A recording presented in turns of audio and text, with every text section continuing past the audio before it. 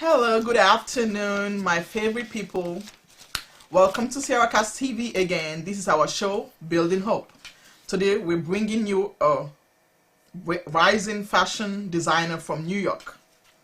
Shawane, welcome to SierraCast TV, and we're glad to have you here. Thank you for having me. Oh, well, as you all know, my shows are about building hope and giving experience or sharing our experience to outsiders, helping others, but also supporting your people throughout any business adventures they have. So I welcome our black brother out here that is trying to do a thing. He's a CEO, the founder and the CEO of Things to Come. That's the name of his company. Okay, Shawane, please describe your brand or line product for me. So, Things to Come is an affordable luxury brand. We specialize in handmade women's footwear. We do scarves, home pillows, and jewelry. We have two collections. We have a Italian collection of footwear, and then we also have an affordable line of footwear. Oh, really? Yeah. Okay, that's good. Affordable is always good for us. Sometimes we can't afford it all because we don't have that $1 million job that we love to have. But if he has anything that is affordable, you can count me in. Where did you get your creative mind and perseverance from? I would have to say it was a culmination of a lot of different experiences growing up. I started out, drawing comic books. Actually, my first job was my first business. Actually, was a business I started with my friend. We designed comic books, little tiny comic books, and we sold them to other people for $0.25. So that was my first business, and then that experience just led to getting into comic book drawing and drawing on clothes for my friends, and then it just kept on building up. I felt like, I guess it was like a snowball. You know, when a snowball goes down a hill, it just builds up, and just, becomes something great. Yeah. Okay. Yeah. As you all know, you got to keep to it. When you know you're creative and you have a mind for it, you got to stick to it if you want to be able to get to the place that you need to be. You got to continue to train, continue to practice, because they say practice makes perfect. So I think he's in the path of perfection now, so with his creativity. What part did your family play in your life choices so far? Wow.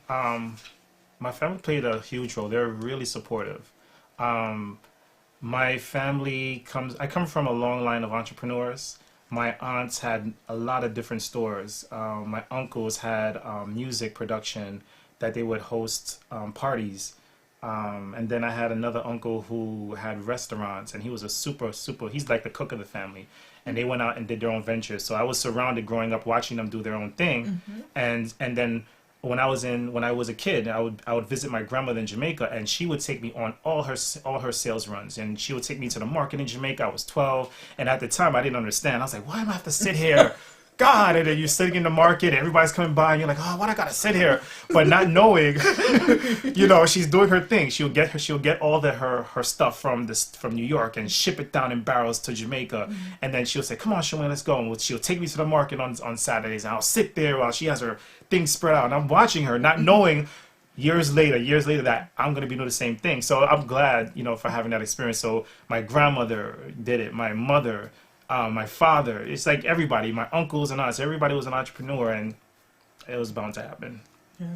Well, as we know, you got to appreciate your parents, your family line, your family background, because we all know I come from Sierra Leone, and I've seen a lot of kids. My mom she works as a finance assistant, and also she was selling stuff. When we were kids and they sell things or they do stuff, we start to say, oh my God, I don't want to hang out with my mother today because she's going to be selling over there, and we don't understand that thing that they're doing can help us in the future, because we are actually in the place where everything is going down. We are learning from ants out. We don't have to go to school. You don't have to pay your mom or your parents or your grandparents to learn, because it's a teachable moment that we don't usually take seriously, or we tend to say, no, that's not what we want to be. We want to work in an office. We want to be corporate America. But not everybody can be. But it's good to have a business mindset. Not only what you learn in school, but the experiences that you have physically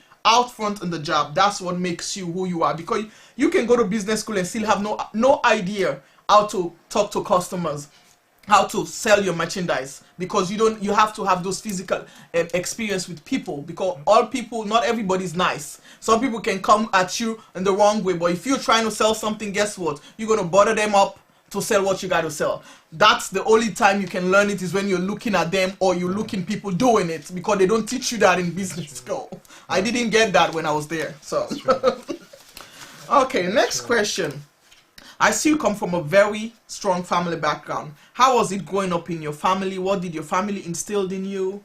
I know it's kind of a similar question, but I know, can you elaborate a little bit more? So, my mother and father,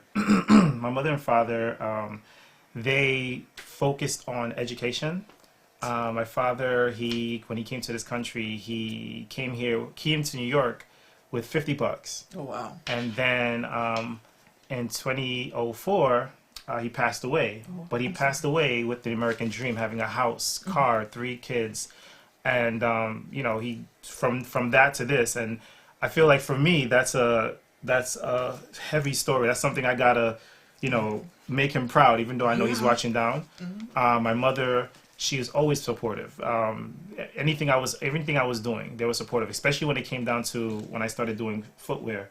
Super supportive, and just encouraging. Both of them were amazing. My brother, great support. I remember when I had to go to Italy to one of my factories, my brother jumped on a plane with me and flew out there. When we crossed over Italy from one side to another, flew to Milan, back forth. My brother, yeah, he's cool. Shout out to Nathan. Shout out, Nathan. Well, as you see, it's not easy. As I said on my last shows or few shows that I do online, we as parents, we have to make it our mission to make sure our children succeed. It's not easy. They might come up with things that you don't want them to do. Let me tell you, as I said before, my dad wanted me to be an engineer. He thought my brain is good. I had the brain for it. Why not? Because he's an electrical engineer, so I have to follow his footsteps. But not everybody can follow their parents' footsteps, because God gives everybody a different kind of talent, different kind of set of mind. You can be a doctor and your parent can be a doctor. Sometimes it would jump the generation and go to the next. So you have to always encourage, as long as you see that they're working for it, they're putting in the work to do what they want to do, you got to help them. You got to push them, be by them side. Even if you don't have it financially, but you giving them that support is an encouragement for them to keep doing what they're doing. Because if their parents are good with it, they're going to say, oh my God, I'm doing something good. So I'm asking every parent out there, I know it's hard, I know it can be difficult, but if you can give your child that support, as long as they're putting in the work for it, I'll be really, you will end up seeing the results. We have seen a lot of good things happening, okay? So please describe your parents' career path, so my viewers can get a little bit of your life. Okay. So, my father, he came to this country and he studied accounting. And while he was getting his master's in accounting, he actually had a part-time job on the police force, where he would do all the fingerprints for the different departments. And also he had another job where he actually handcrafted leather goods. Yeah, so he would actually craft leather goods, and he had private clients he would sell them to. So he would design everything from wallets to leather frames to crafts on like wood and glossing them with his signature. Really beautiful stuff. And clients would pay a pretty penny for them. They love this stuff. So I would watch him, and I remember sitting down watching him carve these masterpieces out, not knowing again that I'm gonna be doing the same thing in another way. But yeah, so that's what he did. And then Mom, she also was in the accounting world. She was a bookkeeper for many years, and also her side project, she was a playwright. And she was a very talented playwright. She wrote several plays that were based in the Christian religion with really, really deep stories. And as she was a bookkeeper, her team, well, I think it was about like 30 of them at one point, 30 or 40 of them, actors and actresses, going from state to state and country to country doing these plays, and then she'll come home and then she was a bookkeeper. So I grew up in a household watching both mother and father work, supporting the family, and that kind of shaped me to see how a family is supposed to be structured. You know, the mother supports the husband, and how they loved each other. I think I only remember seeing them argue once in my entire life. But my family, my father, he was the type of guy who would bring roses just because for mom. They would go out to the plaza and say, Shawayne, I'm taking your mom out for the weekend, watch the kids. So there you go. I would joke and say, all right, make sure you guys come home at a decent time. But yeah, he was a good guy, and he raised us to be like men who could handle ourselves, making sure that we had no need for anybody to do anything. So we grew up learning how to cook, how to clean, wash clothes, and learn how to pray together and wake up and have devotion in the morning. Even though I was a kid, oh God, I didn't want to do that. Yeah, I know. But you know, at the end of the day, looking back, those are moments where the family were together. Oh, those for me were like precious times, things I remember as a kid growing up, and that's how my family was. It was a good family to grow up in. My grandparents were highly educated, and other entrepreneurs. My grandfather, he was a good influence because every summer I would go visit my grandparents on my mom's side, and then the next year on my father's side, I would watch how both families, how they worked and how they built their stuff. And my grandfather had land all over Jamaica.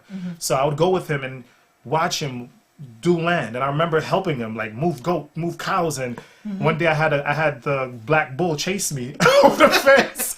But you know, it was that you know, getting dirty and working, and you know, and I think that helped shape me and how my family works together, how they support each other, and I love that. I love that I was brought up in that kind of environment. Yeah.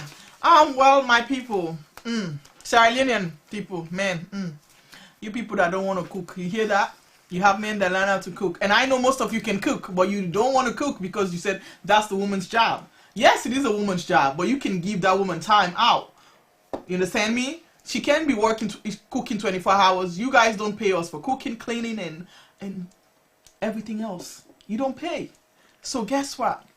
For you to give your wife or your girlfriend or your fiancé or your partner some time or space, you take over.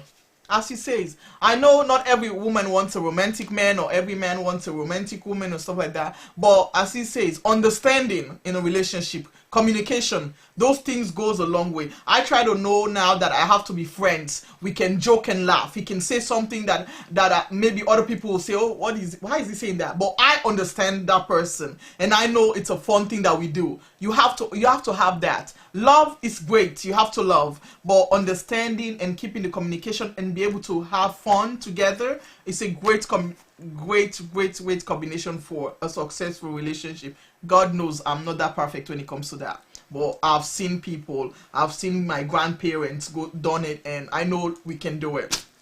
And as he says, he was able to do a lot of stuff. He was lucky to grow up in a family where they instill in him some constructive lifestyle, a constructive way of life. That means he needs to go to school. He needs to get his life together. He needs to know how to respect women, respect others, and also take care of himself. He doesn't need nobody to come take care of him. If he wants you in his life, it's because he wants you, not because he wants you to come help him clean or cook or do stuff like that. So I would encourage, even for single parents, single mom, I'm one, but I want to tell you guys, you can still do it. Love that child, show them love, understand the child that you're with, and teach them. They said when you bring up a child the way they should grow in the Lord, they will never depart from it. They don't depart from it, because anytime, well, even when they're older, me too, my mom did that. And sometimes when I think about it and I want to do something crazy, and my mind will start ringing. If your mom was here, the slap that you will receive. You understand what I mean? Because my mom wasn't playing. I'm telling you. I've learned. That's why even as old as I am now, if I meet somebody that is older than me, I still call them auntie and uncle. And people will be looking at me like, why are you calling her aunt, she's just like 2 years, because that's what I was brought up with. My mom always say, if you meet somebody that is older than you, say auntie or uncle, give them that respect. So let's help, still, we can still instill that, whether you're single or you're paired up or you're married or whatever you are. I think you can still do your job as a parent. Take that time. Job working is good, but make sure you have that time to show your kids how the world is. Don't protect them too much, because the world doesn't protect them when they walk out the door. Okay. The name of your company is Things to Come. How did you came up with that name? So it was back in high school where I was with my friend at the time, Robert Vidal, and we was in junior high school in the Bronx. We was in high school, high school in the Bronx, Robert F. Kennedy. And we was on the 3rd floor walking through the hallways, and we was trying to figure out like what electives we're going to take, because we have all our major courses, English, math, and everything. But we had to take choose an elective. So we're on the 3rd floor, and I remember us walking the 3rd floor halfway around, and we're like, yo, Vidal, what you going to take, man? I don't know. I was thinking about music, and I said, well, I'm on the track team. I might have to take track again, but I don't know, man. I was thinking about doing something different, maybe cooking. And then just when we were conversating, we heard like this big laugh come out of one of the hallways. So we looked at each other, what was that? So we said, well, let's go find out. So we walked towards the direction of the sound, and then we looked into the classroom, and we were like, yo, that's a bunch of girls in that class. So we said, oh, we're gonna take this class to be around these girls. There you go. Oh yeah. So we ended up taking that class. We said, we're going to take fashion illustration. And we were the only 2 dudes surrounded by all these women. We felt like the man. And then all our friends were like, yo, how you guys get that class? And we was like, yeah, buddy. So we were taking the class or whatever, and he stayed for a semester. But I ended up staying until my senior year because the teacher saw that I had a skill for clothes. Because at the time, I was dressing up anyway. Style was in my blood, but it wasn't really a focus. It was just something I just like to look good. Yeah. But I was still drawing superheroes, Superman and Spider-Man and stuff like that. But within the class, it was really, really good. So there was our final project, and the final project was to come up with a company name and draw a full collection. She wanted 36 pieces. So we had to design 36 pieces, come up with a company name, and come to the class and give a presentation the following week. So I remember going home and said, oh, what am I going to do? So I turned on the TV, and lo and behold, it was a fashion show. So I'm there looking at it, oh, snap, this is what I do in my class. So because I'm taking the class, there's an interest now, I'm watching the show. And I said to myself, what is this? This is like future products. Oh, this is like things to come. Oh, things to come. Oh, I'm gonna write my project Things to Come. So I wrote the word down, Things to Come, and I brought the project back to the class, and I stood up in front of the class and said, my project is these 36 pieces, and my company's called Things to Come. At the time, though, I didn't have the Roman numeral 2. I just spelled that 2-O. Yeah. But that's how Things to Come came from that high school project, and I had it ever since then. Okay. You know? Hey, well, my people, my friends and family, as you heard him, a woman brought him to wherever he was supposed to be. See, we're great. We need to understand that we were made to be great. Don't think you were made to be number 2. No, you were great, because it's also in the Bible, when a man finds a wife, that man will be favored after you find a wife, not before. It's after. So the wife comes with the favor. So, as he says, he started all this by going to a class where it was full of women, girls. He wasn't thinking about the class at that point. I hope you understand. He wasn't thinking about it. All he was thinking about was, okay, these are some girls, man. I have to get in there. And at the end of the day, God took him there. He might not know, but God took him there in a different way. And then he ended up staying and had somebody that showed interest in what he's doing. Because I've been in class that I can do things. Teacher don't pay attention. They don't care. They'll be like, yeah, okay, boom, mark it up and you're gone. So that was God. All that was happening was God that was doing it. For a teacher to pick you out of a bunch of women and choose you and say you are good at this and try to put interest and invest in your creation and help you get to the point that you are. It's God. He wasn't doing it by himself, but that's how God wanted him to get there. And now look at what has happened. I'm sure that teacher will be. He should be getting pairs of shoes if they have men clothes and everything. I think you should line it up for him because he made that way. He gave you all, add to whatever your family has added. He gave you the last part of it to get to the place that you are. So I hope, teacher, you're listening. Welcome and thank you. Okay, how far back does fashion, design, and business go in? Oh, you already answered that question anyway. I'm going to answer that question myself. Way back. But he can tell you the year when he started seeing all those fashion things in his family. So, yeah, for the fashion business goes back way past me. It actually goes back to 1930. Wow. My grandmother, she started her own fashion brand, where she would actually hand make dresses for the women in the area, in the parish of Jamaica. So she had clients that would ask her for dresses to go to church and things like that. So she would hand make dresses. She would actually do curtains, home stuff, pillows. She did it. And my father and my aunt on my father's side, they would actually help her bring up the fabrics because she lived on the top of the mountain. Oh, wow. Yeah, she lived on the top of the mountain. So they would have to actually go down, get the fabrics, and bring all that fabric up and help her deliver the dresses to the clients. Yeah. So she did that. And then my father, when he came to the States, that's when he started his leather crafts. So he was doing his leather crafts and I was watching him. And then I would hear the stories of grandma, how she was sewing dresses for people in the area. And my aunt and my father would help her with deliveries. And now watching my father do leather crafts, doing the same thing and having private clients and people buying his goods. And then here I am doing fashion still, with working with leathers and other things too, making dresses for private clients and things like that. So yeah, that's where I dated back from. I feel like that history is here, and I feel like when you see the products, you see a little bit of my grandmother, you see a little bit of my father, and then you see my influences, how I see fashion, how I see luxury, and how I see the affordable market and things like that. Okay. Yeah. So let me say this: we as Africans or wherever you are in the world, we don't always have to think about bad generational things, because mostly all I heard, like if I listen to Christian stuff or I listen, they will be like generational curses.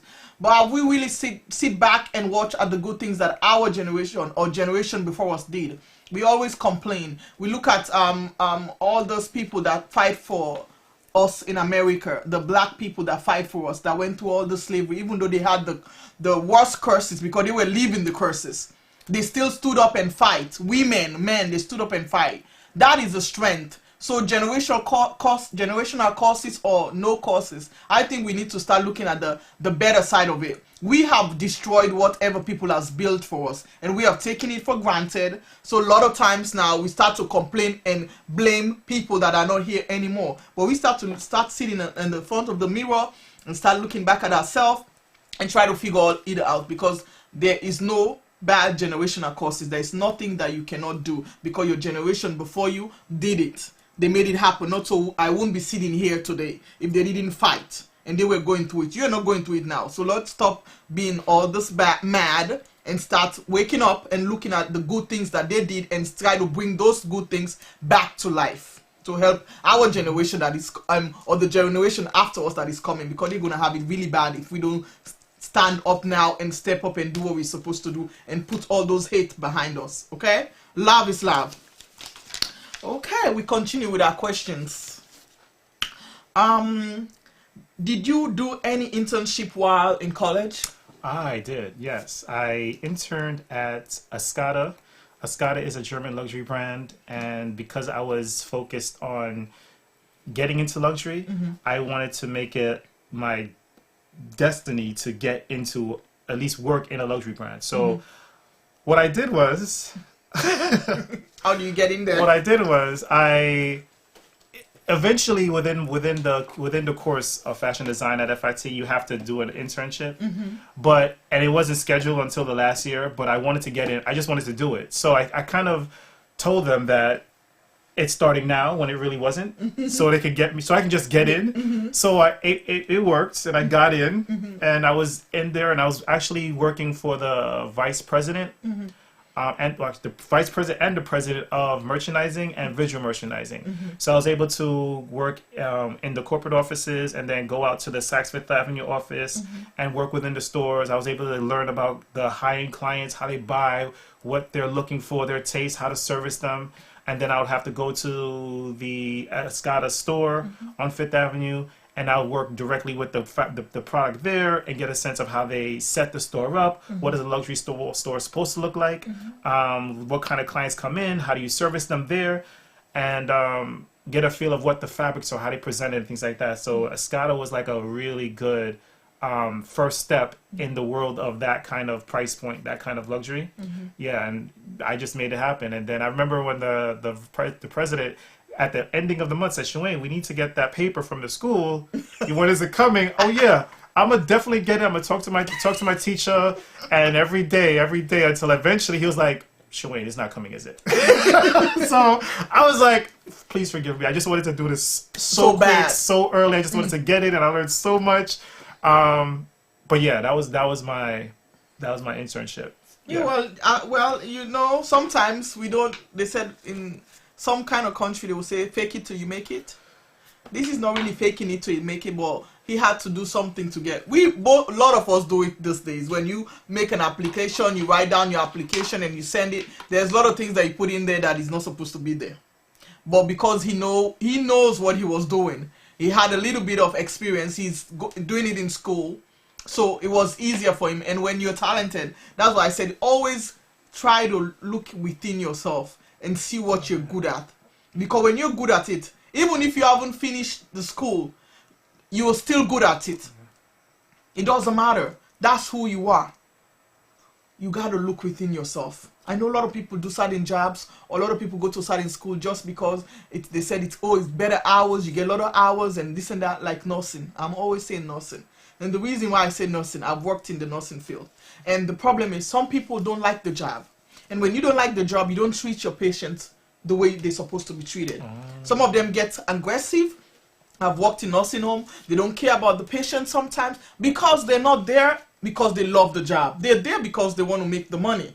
That's their ends to a means to an end. They don't want to have anything. If they don't have to touch the patient the whole day, guess what? That's what they're gonna do because they don't love it. That's why you got certain jobs. You gotta love it. Yeah. You gotta love it with your heart. So when you go there, you're not only representing the company, but you're representing yourself. Because if he would have gone there and mess up, he would have been out the door. Escada don't play. I know them because I'm from Germany, and I get they buy the perfume and the makeups. So they won't play with you. That's a high-end company, and if you ain't doing what you're supposed to do, guess what? There's 1,000 people waiting at the door. But God also helped him get there because God knows that's his talent. God knows that's what he wants to do. He's working for it, putting in the work. Don't sit at home and pray, "God, please, I want that job at Macy's." But you're sitting at home, you're not doing nothing. Let me tell you something. God is not going to come down and give you that Macy's job. If you're not going out there and working and trying to put things together to get that job, you won't be getting it. Let me tell you. Anything you want in life, everybody has a destiny. Everybody has a way of life. So if you're not meant to get a job right there, some people have to put in work and some people don't have to. They do a little bit and God bless them because God knows their heart. So you got to get up, use your hand. It says, God bless the hands that works. So if you ain't working, your hands are not going to be blessed. They will be blessed, but you won't be receiving no paycheck. Sorry. Thank you. Don't be mad. Okay. What was the biggest rookie mistake you made when you started out? The biggest rookie mistake. So I would have to say the biggest rookie mistake I made was assuming that just because the product says made in Italy, that Saks Fifth Avenue was going to take it right off the bat. No, it doesn't work that way. How? And it took a while for it to learn, because that's when I was just getting in there, and I instead of starting out small, I went straight to the top. I went for Saks Fifth Avenue. I didn't go for the smaller companies, and that's when I was like, oh, okay. So they don't want, it doesn't work that way just because you have made in Italy, quote unquote, that you're just going to get in. It does take time, and you're just assuming that, oh, I have the greatest product, anybody's going to take it. No, it doesn't work that way. I remember telling someone in a magazine where I told the reporter, I said, in actuality, luxury is a perception. It's not based on anything factual. So if someone perceives something to be of value, it's of value, you know, and that's how it goes. And you have to work your way and prove yourself. So that's why a lot of brands, even though there might be top of the line, best quality, best craftsmanship, you wonder how come no one knows about it, or how come it doesn't go anywhere?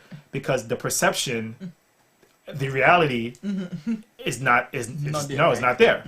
And that's what I feel like I thought was going to happen right away. So I put all my eggs in that basket, thinking that I was just going to launch right off there, and then boom, I'm going to buy me a yacht in 2 years. And well, I'm going to be in that yacht.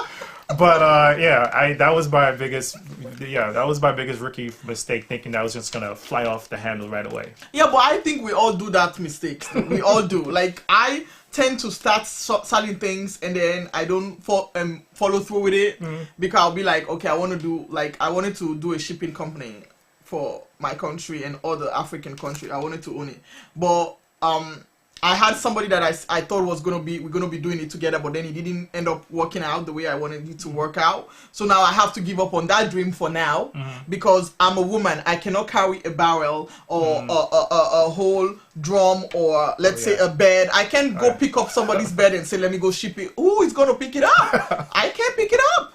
So I put all my eggs on that basket and said that's gonna work, and make all the things, do all the cards and everything, and I was so really sad that it didn't went through. But at the end of the day, I said, you know what, it wasn't meant to be. Let me tell you, you gotta start somewhere. Yeah, and definitely. Don't think, let me tell you, for Michael Kors to become Michael Kors today that we are wearing here, and we are spending our last dime on Michael Kors, it didn't start as Michael Kors. It didn't start this big. He went through a lot till he you need the connection, and now it's even a little bit easier, because as I say, my child, I put her on kidscasting.com. It's a place of networking for models and fashion people, or actors and stuff like that. Just people that do commercials and all this stuff.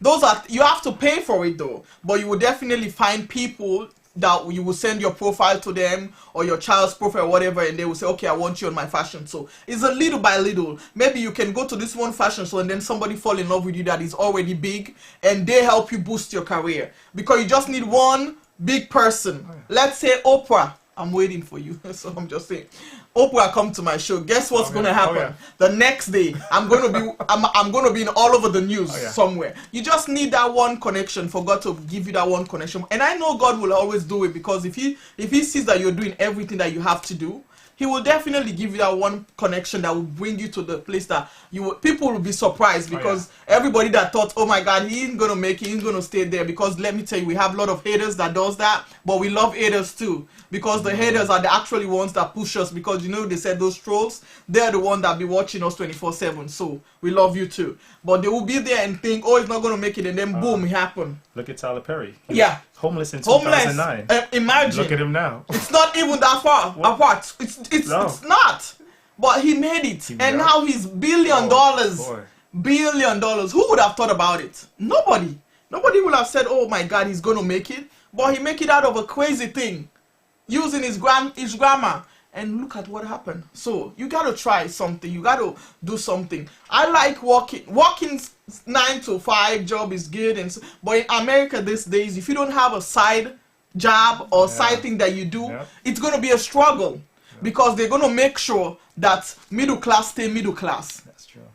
Uncle Sam is not sleeping. He's waiting for your check, because he's gonna have his own cut. and at the end of the day, by the time we reach 65, we ain't gonna be getting no income, social security income, because it won't be enough anymore. So you have to find.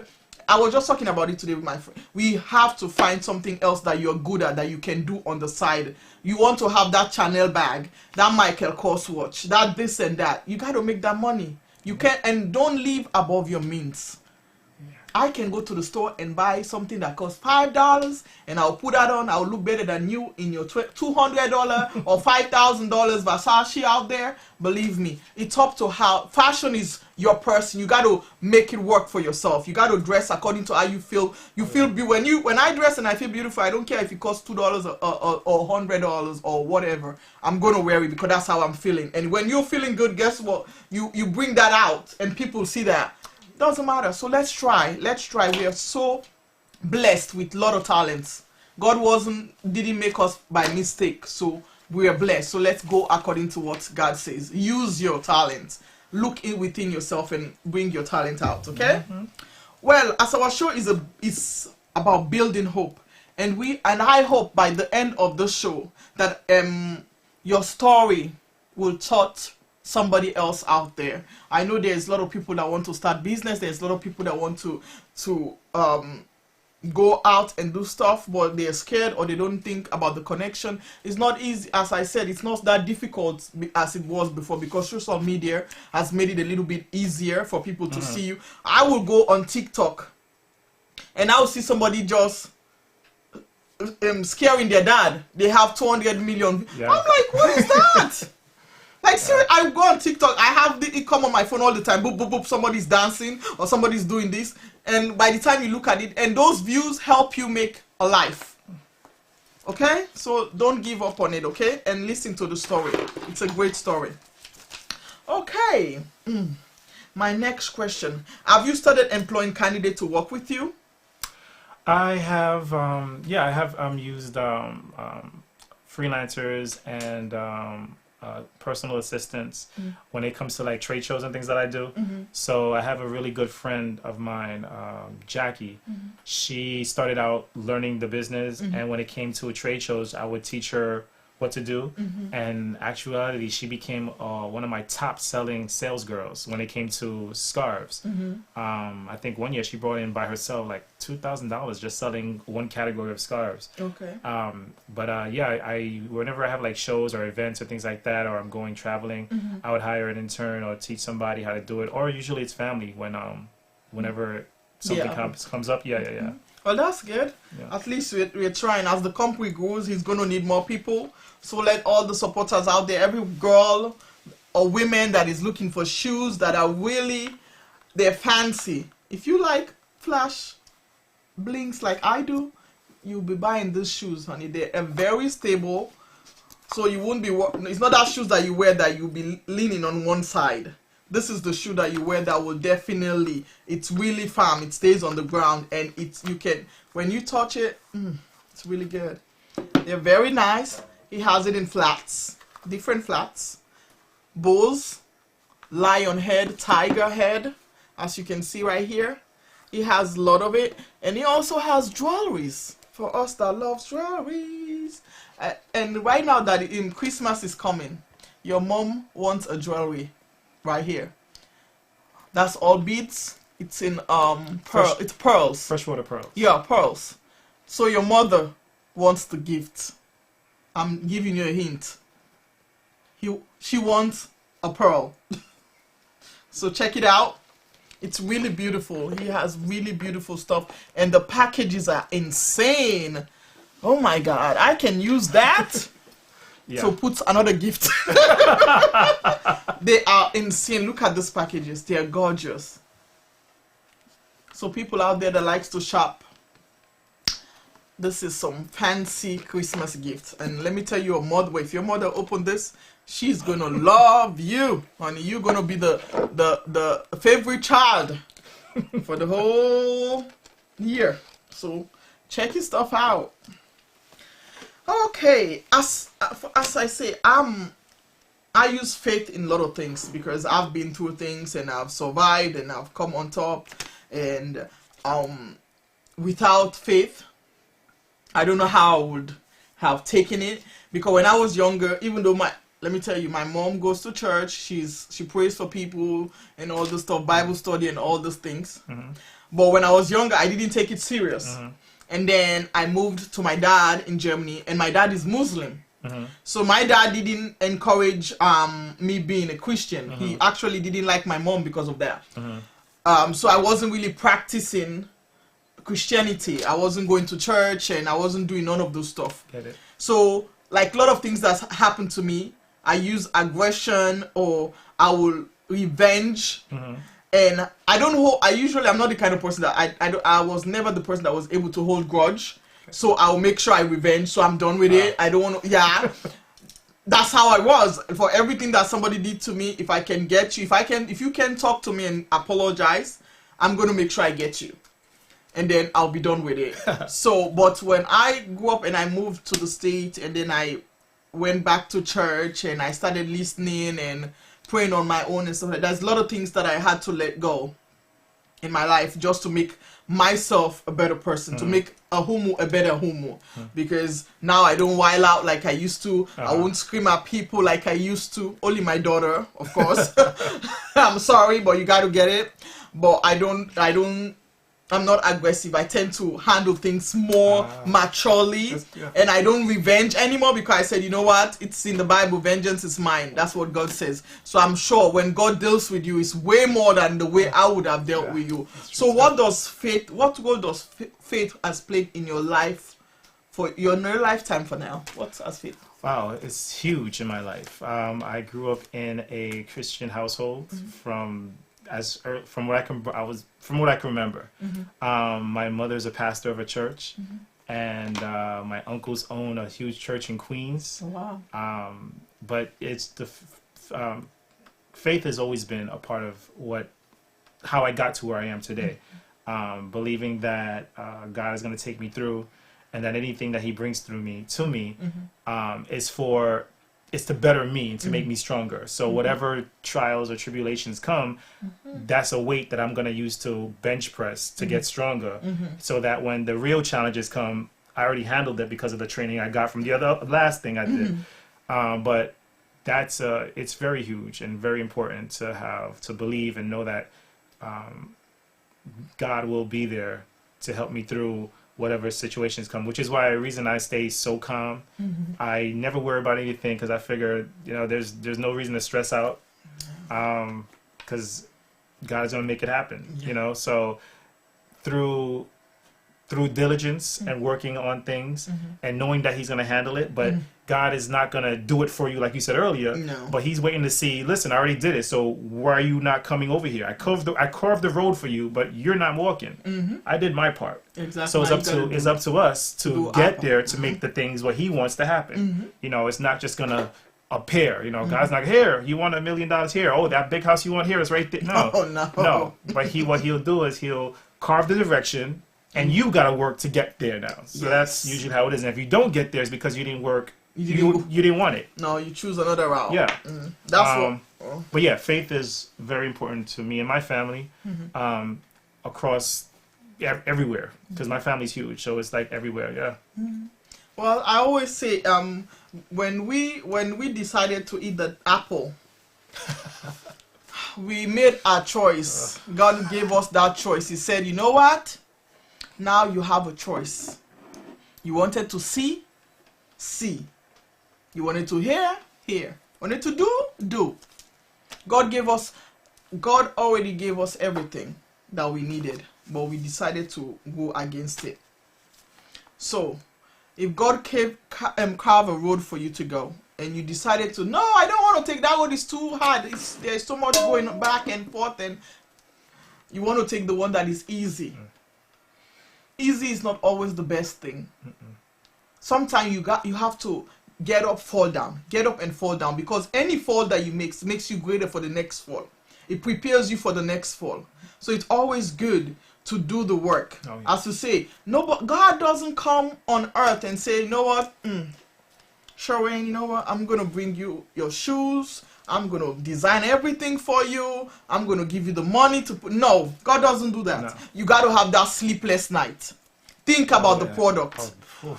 Create that product. Start calling people left and right everywhere in the world to say, oh, do you make this? Can you make this how I want it? There's going to be mistakes. You're going to send the products are going to come to you, and you're like, boy. oh, that's not what I want. And then you have to pay for it to go back. And then you got to pay back. Let me tell you, God is not giving you all that money, but He's going to be there. He's going to be there. He's going to send people in your life that will actually help you with that money. Like, you know, sometimes I sit at home and I laugh and I look at things and I laugh about it. And I said, you know what? I wasn't thinking. When Christmas comes, as I say, I'm not a working mother. I stay at home because I wanted to be 24/7 with my daughter. Took me a while to get her. It's a miracle. So I wanted to make sure I spend all the time with her. And luckily, her dad is very supportive about that and all. And I have little business that I do online. I sell on Amazon, I sell on Mercury, I sell stuff, and I do hair sometimes when I feel like it, and nails, whatever. So I went to the store. My daughter wants all those things, and even though the dad gave me money to buy most of the stuff, I was like, oh, I want her to have everything, you know. I want her, even though I let her have everything, let me tell you, when it's time to be disciplined, woo! God, I always say my hands are itchy. So you call in my hands. So I went home because I have a lot of kids. I always like to give kids because I feel like Christmas is the time for me to give kids. So I'm always like happy. I'm calling my friends or my aunt, my cousin. What does my niece want? Can you please give me? So I went to the store and I'm like, oh my God, I hope I'm gonna have enough money to buy all this thing. Also, I'm gonna end up being broke. And I was listening to music when I was on my way from the thing. Because I always have gospel and I use it on my phone. There's a music that say, that goes, don't worry about the things that you can control. Don't worry about the gas that you don't have on your tank. Don't worry about the money you don't have on your back. Because guess what? God's got it. And I went home, I was cleaning, and a lady that I met through my daughter's ballet class, she called me and said, oh, sister, how are you? I'm like, I'm fine. I thought she was just calling to greet for the Christmas. And then she said, oh, I have somebody that wants her hair done. And I'm like, oh, that's good. And she asked me how much I charged. I told her, I said, oh, well, it's going to be probably 3 people. You see? Okay. God's got it, honey. God got it. You got to, stay back and let God handle it. It's as long as you're doing what you're supposed to do, your heart is pure, you put your mind to it, if you don't even cry about it, because after a while I felt bad. I'm like, why was I thinking about it? Now God has made me got 3 people that I have to do hair for, and that's going to be so much money that is going to be over plus to get what I want, and I'm going to have something extra that I don't have to spend. So we got to believe in faith. Faith is a great thing. They said if you have faith, it's in the Bible. If you have, I don't really keep verses on my head. I'm bad with that. Faith as small as a mustard seed. Mustard seed. Yeah. I don't keep the verse where it comes from, but I know a lot of things from the Bible, but I just can't remember the verse to give you guys. If you have faith as small as the mustard seed, you know I've seen mustard seed. I'm telling you, that is 0 to nothing. That is nothing. You can barely find it on the paper. Just that kind of faith, you can move mountain. So imagine if you have faith more than that. We always waver with our faith because there are things that comes up and you start to waver. But we still have to be strong about it and stay positive about things. Life is too short. Don't let those little things worry you. You can if you can control it. You can't control it if they're going to fire you tomorrow. You can't control it if you're going to fall down somewhere or somebody's going to get that you need to spend. You cannot control those things. Accidents happen. Things happen. But God that gives you those things, He knows you can handle it. God doesn't give you nothing that you cannot handle. Look at Jesus. That's all I will say. He handled a lot for us. He didn't do nothing. Okay. In your biography, I read it says between 1997 to 2005, you sold dresses and scarves you designed. So what made you want to expand your brand from dresses and scarves to jewelries, sofa pillows, and adding women and men shoes? And now, yeah. You know, it's interesting how that happened. It wasn't even, I think it happened out of a need for the brand to grow. It wasn't like I planned it. I'm gonna do this, then do it.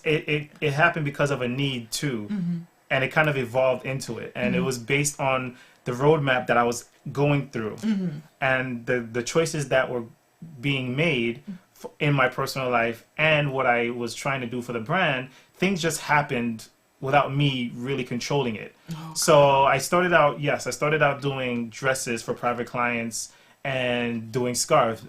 My scarf collection was my first.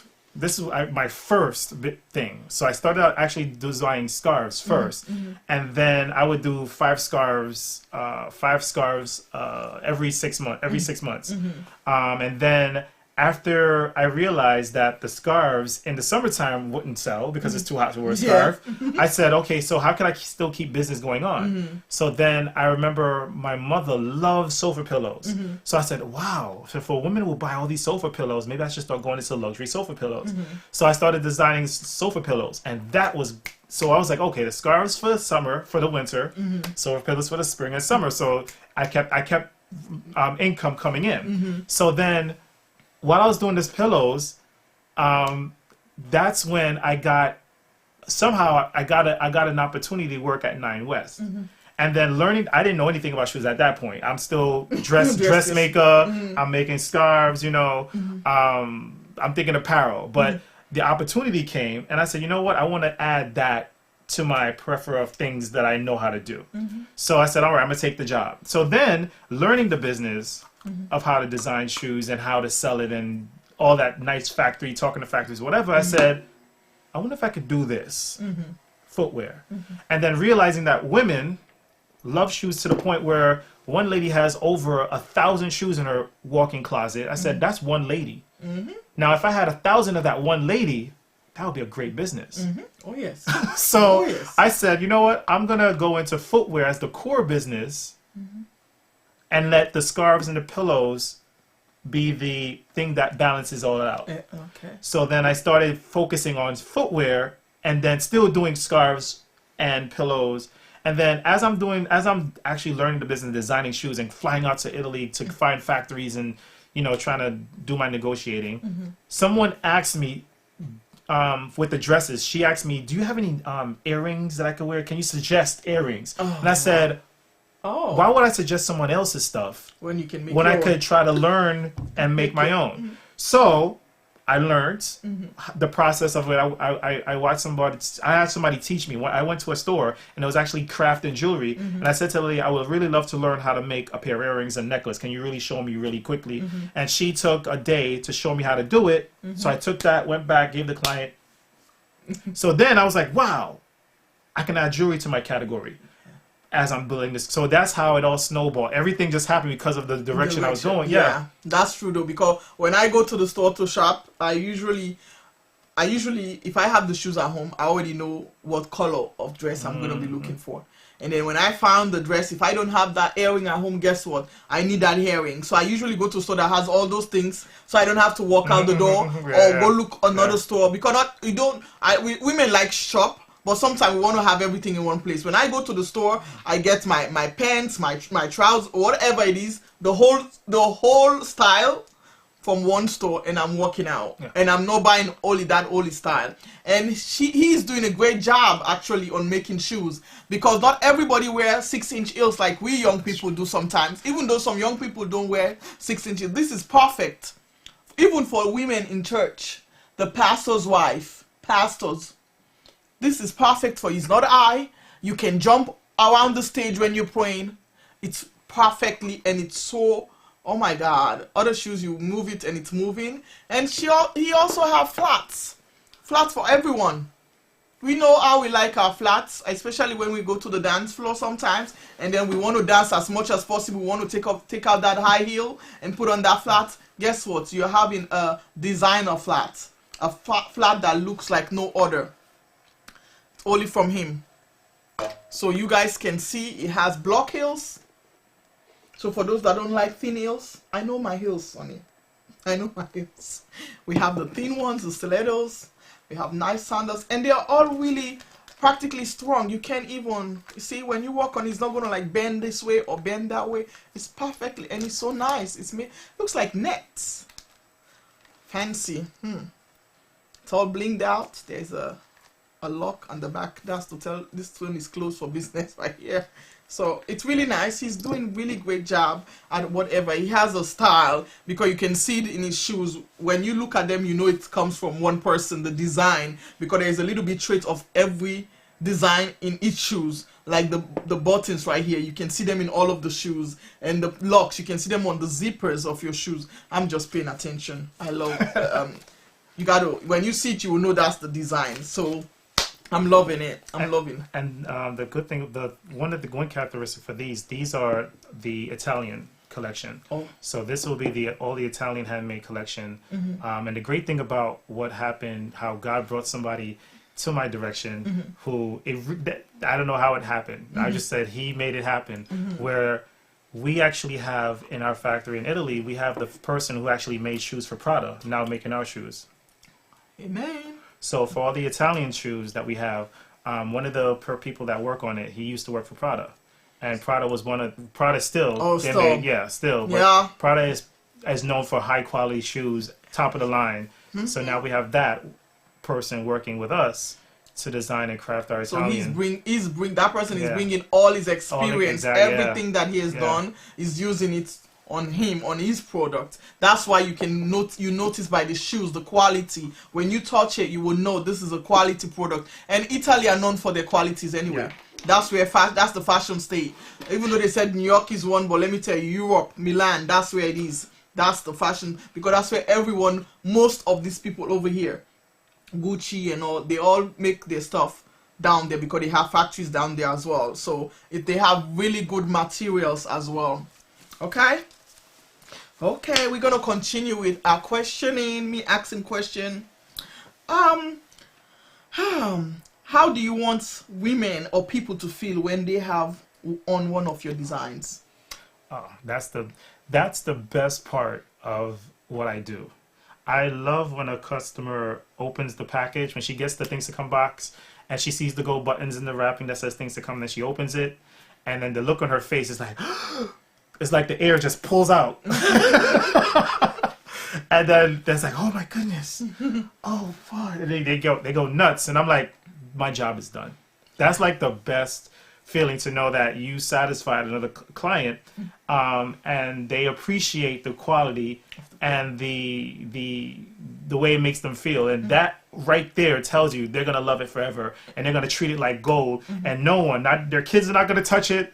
They're probably going to only wear it once in a blue. But you know that that the product that they bought from you and they trusted you with their hard-earned money, they put it into the product that they knew they were going to get a quality high-end product. And I love that feeling. I love watching the expression. So whenever I have the opportunity to go and see the customer's expression, I always try. So like tomorrow, I have to drop off a scarf for a client in Jersey, but I would definitely want to be there because I want to see the expression when she opens it. Yeah, it's always the same. But no, I never get tired of just that expression. It's just it's just, because that gives you more strength to do. That's like it proves the point. Like, I know the product is great, but I just like to get that. I just like to see it. And the great thing about it is I don't have to push things to come on anybody. So sometimes when you're out in the sales world, you see salesmen, they push the product, try to push it, push it. For me, I feel like if you gotta push something so hard, there's something wrong with it. It's something not wrong with it.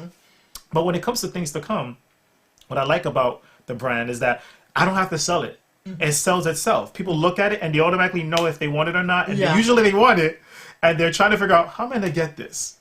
So it just makes it that much easier. And all I gotta do is answer the questions like price points and how fast we can get it to them, and what colors do they need. Because a lot of times, they ask me, can you customize? A lot of the orders we get is for customer. Because I know sometimes we like to have things that nobody has. I make a sample so people can know, so my team can know how to remake it. Customers see the sample, they buy it. They'll pay more just to get it. I'm like, I can't even keep samples in the showroom because it just goes, and I just like that alone. That draws the customer. That's good. That makes me feel good, that they that expression of them just wanting to get it right when they see it. I love that. Yeah, because you're doing. That's what when you have a business or you have anything, you got to put your heart into doing what you do. You, as he says, he does people. We don't need to run down people to get things or for them to look or for them to pay attention and stuff like that. When you're blessed, you're blessed. That's it. God can even curse you back. Because when he blessed you, he has blessed you. There is no turning back or returning. So if you think you can act or say, oh man, I don't want to, let me tell you, there's 1,000 people waiting out there that he's not even looking at, that wants the product.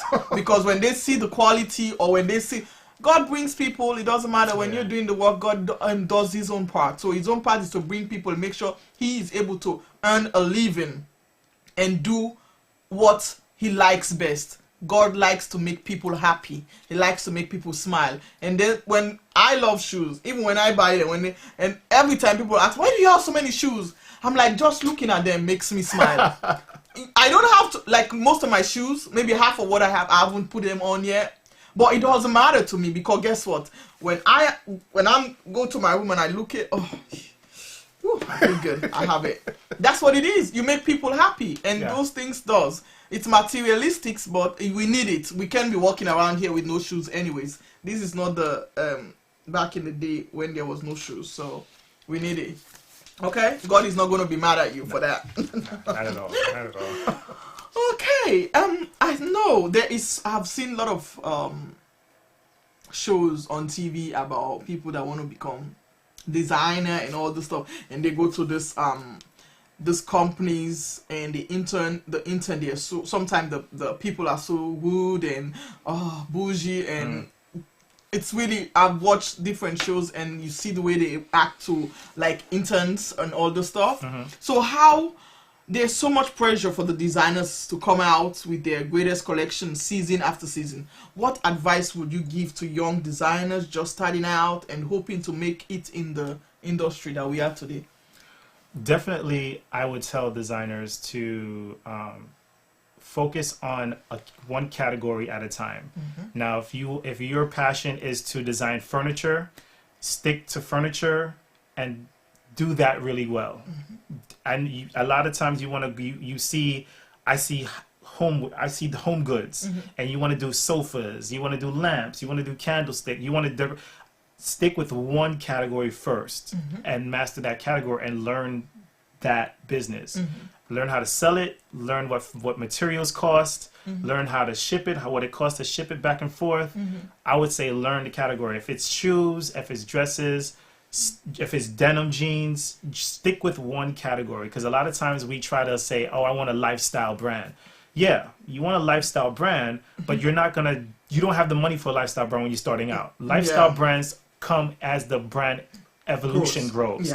So yes, in 20 years, 10 years, you'll have a full line of jackets, jeans, dresses, t-shirts, hats, and other things. But it starts with that first pair of jeans.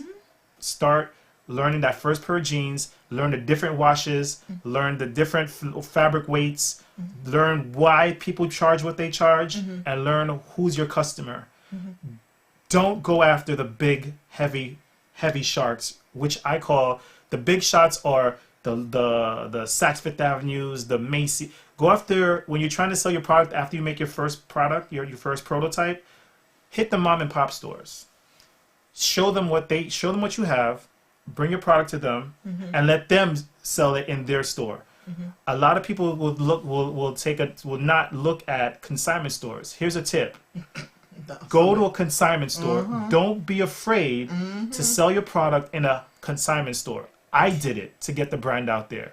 What I did though, because I wanted to make sure the brand has a certain air, I rode out to the Hamptons and I got out and I walked around every area. I went to the Southamptons, I went to East Hampton, I went to Sag Harbor, and I walked around all those little village stores to find those mom and pop stores that I could sell it to. And the clients that I was trying to find, those clients that live in the Hamptons, we all know the Hamptons.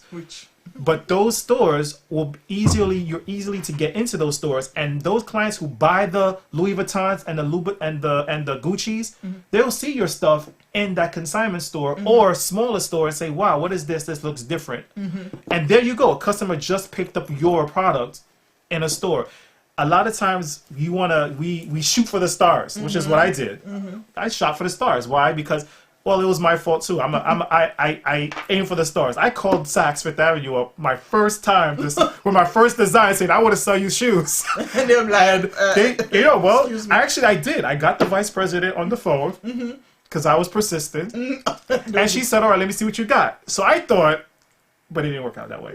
I should have just started out gradually, build. And by the time you get to ready to talk to a Saks Fifth Avenue or Bloomingdale's, they're going to ask you, where do you sell? Oh, I saw this village, that village, East Hampton, these store, and they're like, whoa. So you already have a momentum. Or you could say, I have XYZ people watching me. I have XYZ celebrities watching me on Instagram. Oh, I got this comment from Oprah. Oh, I got this comment from this celebrity. They liked my picture when I posted the sample I made. Those things help. You know, try to make sure that your social media, because that's what's new now, use social media to your advantage. Do a lot of pretty pictures. Whatever your design is, it doesn't have to be high-end. Trust me. High-end business is expensive. Don't... I'm not going to tell you don't do it, but I would recommend going into start small. The affordable market, you know, I told somebody they were shocked when I said to them, I would give anything to be in a Walmart with another product first than going into one of the high ends, because Walmart is everywhere. You probably will make a couple thousand in a Bloomingdale's or another store like that, but you'll make millions in Walmart. Yeah, it's everywhere. Walmart. And now it's getting to a point where they have brands that are actually expensive. Yeah. So those are the place you want to be. If you're a sock designer, if you want to design socks and you can get it at a low enough price and sell it to Walmart, you'll be a millionaire. In Walmart, faster than having that status of being in a Barney's or Blue. But I would tell new people that, young entrepreneurs that, study your craft, love what you do. If you want to design sinks, love designing sinks. And then don't be afraid to pick up the phone and call these people. I have a product. I want you. Can I sell you my line sheet? I'm new. I'm young in the industry. I'm passionate about it. You can do it. You can do it. All it is a phone call. Learn Google. Google all your information. Don't be afraid. It's there at your fingertips. It's on your phone now. I tell people there should be no excuse. There should be no excuse to get information. I've gotten far by myself. Use the information you have. Don't give up, and don't worry if your direction changes. A lot of times, you think you're going to make it to this by just going through this direction, but the world doesn't work that way. They always say if you want to make God laugh, have a plan. That is true. Listen, always backfires. You're gonna go through a maze before. As long as you don't give up at the finish line, you're gonna have different directions on how to get to that finish line. My thing is, don't think there's a straight course to that finish line. Just don't forget the finish line. But be aware you're gonna have multiple directions that the evolution and the growth will take you before you get to that finish line. And be patient. Patience. But as you're patient, do the grind, and don't be afraid to do the grind. No, you gotta work patience and grind. So as you heard, nothing comes easy. They're shooting for the stars with a good sense of mind with it. If you know you don't have that Bloomingdale money, honey, let's start small somewhere. Not everybody was born with a silver spoon or a golden spoon. So if your parents or your family background doesn't have that much money, start little. If they have, they can afford it. Yes. We look at all those kids. I used to watch the how they call this ballet thing that they do on TV, where Jojo Siwa. You know Jojo Siwa, the little girl. What's her name? Oh my God! It's a show on TV. I can't remember the name. What, Dancing with the Stars? No, it's not Dancing. It's the kids. It's the kids one. It's a ballet. They do ballet, hip hop, and all this. It's a lady in Pittsburgh. She started small. She was a regular kid that the mom brought to this ballet class or dancing class, and now look at where she is. She sell bows for some. My daughter kills me because the bows cost $7.80 one bow that you can make for. If you want to do it yourself, it costs like 50 cents, and you have the stuff and you can make it. No, it costs, because of the name, it's $7.99 or $7.50 depending on where. Hey. And she does shoes now. She started as a dancer. She sings. Now there's so many things. There's games. There's everything about Jojo Siwa. She started very small, and as I said before, don't hate. One thing I want to talk about. This is really important. Don't hate somebody. Like if you see me right now sitting here and doing this show, don't hate me or don't hate what I'm doing because you're not doing it. Because we don't have the same stars, or we don't have the same destiny. I might start now and it will take me longer to get where I'm going, but you might start later and you will blossom before me. It goes either way. Don't hate me for what I do, or don't try to put me down, because I know people are going to have, after you become a little bit of a celebrity, people start coming up with stories here and stories there. Let me tell you, I always talk about my past. My past is my past. So anybody that is living with it, that's their own problems. My problem is I'm living with my future, and that's the most important thing to me. But let me tell you, instead of you hating that person that is doing, let's say he's doing all of this right now. Don't hate him because you don't know all the struggles. This show is not enough for him to explain all the deepest struggles that he went through. He can't explain it. You might not be able to handle this. Maybe you have asked God for it, but God has not given it to you because he knows you cannot handle it. Not everybody is going to go to school for fashion, but we see people that didn't even go to school for fashion becoming fashionistas or becoming a fashion designer. We've seen people that went to school for it and still couldn't do nothing with it. There's a lot, please watch your TV. There's a lot of reality shows, and let me tell you, we might say they're giving extras to the show to make it even more, to make it pop, but there is a lot of truth to those people's stories. A lot of them don't have that opportunity, but God gave them that opportunity to show themselves. Jojo Siwa, as I'm talking about, she was not the only dancer in the class, in the place where she was. They were not the lady, the dance mom. Thank you. Thank you. Dance moms. Let me tell you, the lady, I forgot her name. I always forget her name. She wasn't even paying attention to Jojo Siwa. She had her favorite dancers that she liked. She give them the best dancing position, the best dance, the best I forgot how they call. I'm not a dancer, so I don't know all the names. I forget it whilst I'm talking.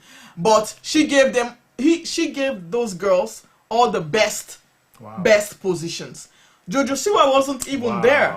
So that's what I mean. Even though she was not there, she's doing way better than the ones that were leading.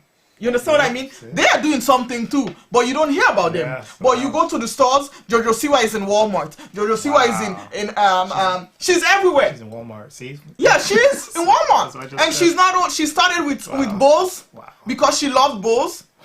And now she's doing shoes. She has sneakers. She has games. She has bags. She has everything. She even have jewelry because I know, because my daughter is let me tell you, my daughter can sing Jojo Siwa. She's 4. She can sing it as if like no tomorrow. Yes, she's there singing and dancing. So we don't want to hate because everybody has a different star. Everyone. So just because the other girl was the leader doesn't mean she's going to become a leader or she's going to become something good. They were all on TV, but most of them you don't hear about them. Not because they were not good at what they were doing. God didn't see it as the right place for them to be. Or it was not just their time. Jojo Siwa she didn't even finish the class. She had to go because the mom had a fight with the lady and all this stuff. And yeah, she ended up leaving. Man. But then people started calling her because of her attitude. She was always like ready to. She was always ready. She was ready, really a happy person as well, and she was always doing her thing. So God ended up blessing her more than other people. So there is no, it's not that you're not good enough. You're always good enough because God doesn't make mistakes. But please don't hate somebody for what they have become, because it's not by their own means that they become what they are. It's because that's the way, the direction God wanted them to go. So that's why. So if you see me sitting here, I always say I didn't study communication at all, but I'm putting in the work. When I get a client, or when I know there's somebody out there, I will contact you. I will be on your butt because I want to get that interview. By hook or by crook, I will get that interview. And then when I have the person, I have to make sure I find the date. And then I have to sit at home, start thinking about questions that I'm going to ask. And then I have to come here with an attitude. And sometimes I just talk as I go because God puts it in my mouth. I don't write everything that I have to talk about. So let's start, instead of hating somebody for what they do, let's start loving them and pushing them up. Because when you push somebody up, God is going to push you up too.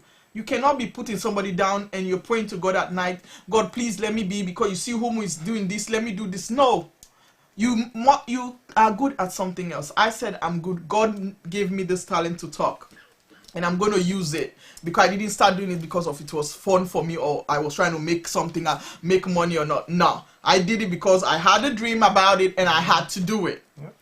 And I thank God for listening to my dream after years of me dreaming it. I never wanted to do it because I was so shy, and I always thought people would talk about it or talk about me, whatever. But I don't care. Okay? Whatever. He doesn't care either. He's going to do his thing. He's going to be successful because he has God and he loves. Your heart is the most important thing. Love others. Love others. God didn't put it in the 10 Commandments for nothing. That's one of the things that are at the top of the commandment. Love your neighbor as yourself. So you got to go back and listen to those things before you start putting other people down. Because maybe if you stop putting them down, God is going to bless you with a talent that is probably going to surpass the person that you're hating on. And you'll be thinking, why was I even hating him? Or you are holding your own blessing because you're hating on somebody else that is moving on. That's why I say, my past is my past because I've moved on. So whoever is holding it, thank you. Keep it for me. I'll be coming for it later. Oh my God. So what else do you do besides being a designer and an artist? Well, currently, under the TCLG brand, the parent company that I have, we are putting together a TV show for YouTube called Soul Brother, where I will be reviewing women's shoes and giving details of where to buy it, my thoughts on the shoe, whether I think it's hot or not. And it's going to be multiple designers from everybody, all the big brands, all the small brands. It's just going to be a review of shoes and where women can get it, what I think about it, and all the material, all the details of the shoe. Every season. There's going to be 12 episodes a season. Oh, wow. It's going to be on YouTube. So it's called Soul Brother. Also, I have just invested some time into a smaller company where we're going to be producing people's collections. So for people who want to build a collection but don't have the access to factories and things like that, we're going to be developing their collection, whether they do handbags or they want to make jackets or jeans or whatever. So that company is going to build their collection for them. I also am training for the marathon. Yeah. He's busy, honey. I'm training for the marathon. I started 2 weeks ago, and I used to be a sprinter back in high school and college. I was pretty fast, and the great thing about it is that again, I have a cousin in Jamaica. He's an Olympic medal gold winner.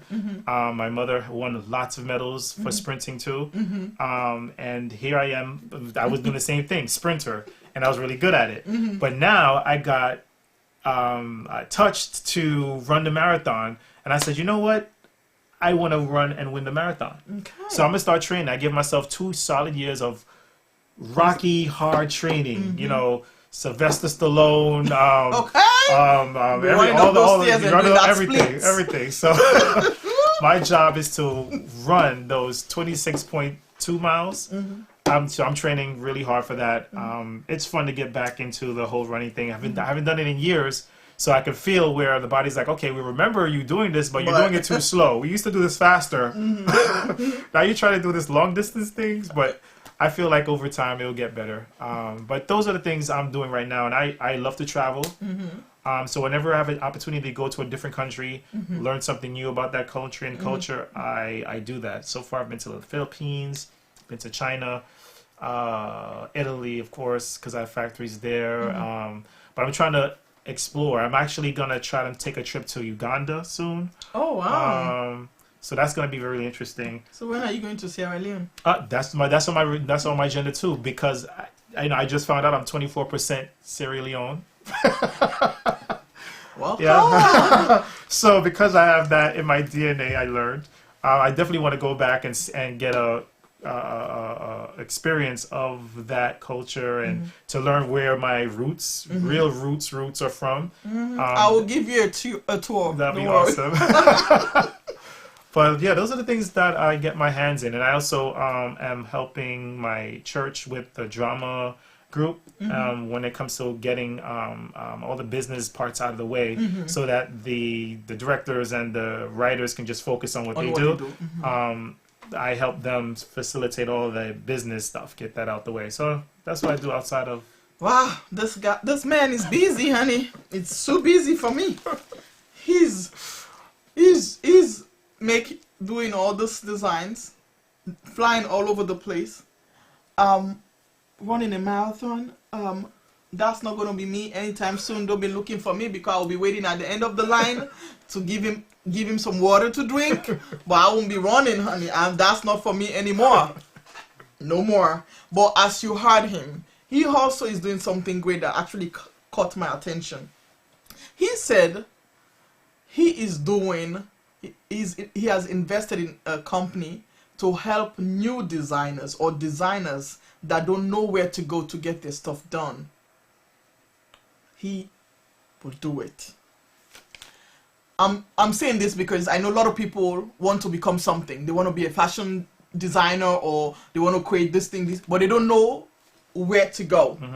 It's always a struggle to find the right place to go. You have to make several calls, you have to jump up and down and do all this, and sometimes you don't end up getting the right person either, because there's a lot of white lies out there that oh, we do the best thing, we are good, and then you send your product and you're going to pay to send it for them to make what you want, the original one that you want, and then they're going to come back with some kind of issue with it, and then you have to send it back and pay again. It's not free. You have to still pay again. So he's taking away all of those things, all of those run around, all of those corners, and he's doing it. He has invested. So if you're out there and you're looking for a place to get your product made right, you can check by the quality of the shoes that are sitting here, the quality of the scarf.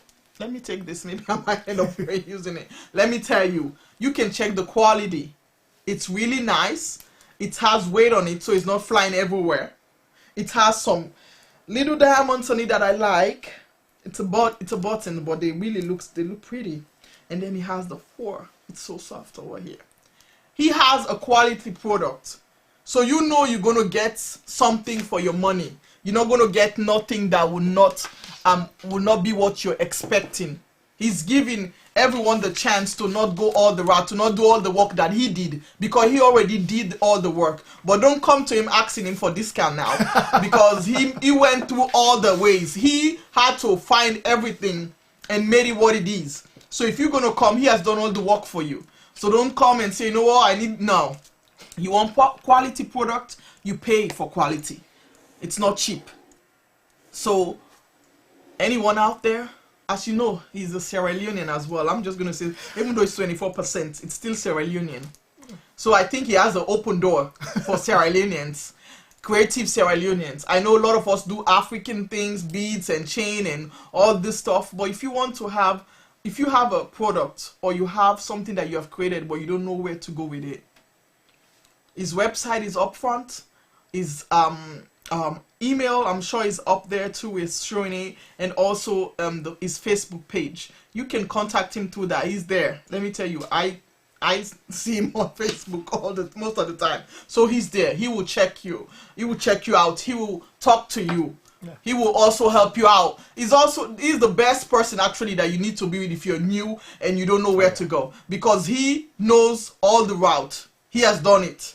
So you can use him plus his company to do what you want to do. It's a good how do they call it? It's not inspirational. It's a good person to look up to. Let me just say it like that, because he has done everything that you want to do. So don't be stressed about it. Give him a call, and he can really, really help you out. Check him out on Facebook. Check out his website, and then see all the product. Even if you don't believe, meet him up. Check the products yourself, and then you will see what I'm talking about. It's really a quality product. And if you're going to Italy to do products, then it's expensive. You're getting quality though from it, because they do go by what they say.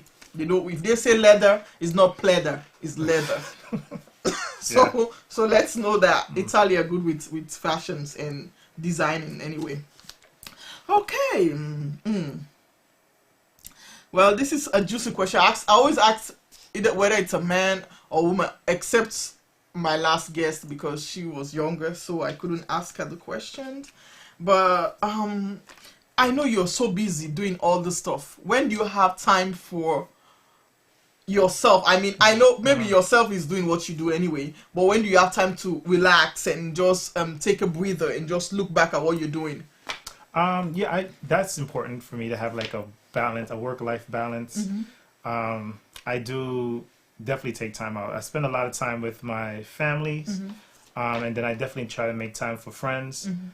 Even if it's just to hang out for a drink, catch up. The good thing about it, I have a lot of good friends who understand what I'm doing. So if they don't see me for a couple months, they know, oh, Shawayne hasn't forgotten us. He's just doing to his thing, but he's gonna come around eventually and want to hang out and get a drink or catch up, do some phone calls, see a movie, and then I'll do that round up with everybody, and then disappear again. And then I usually hang out with my cousin. Shout out to Kenya. That's one of my closest cousins. And then I have other family member I keep in touch with, and I say, hey, let's try to meet up. Let's try to do something. And, just to get away from the everyday fashion, because sometimes for me, I need a balance between building my dreams and keeping family, even if no matter how far they are. I contact family in London.